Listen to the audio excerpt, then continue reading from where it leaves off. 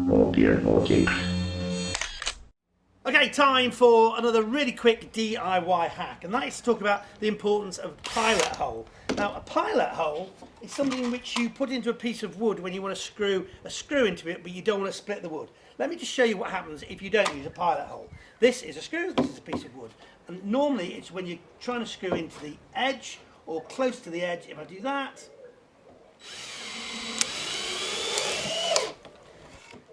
you can see what happens.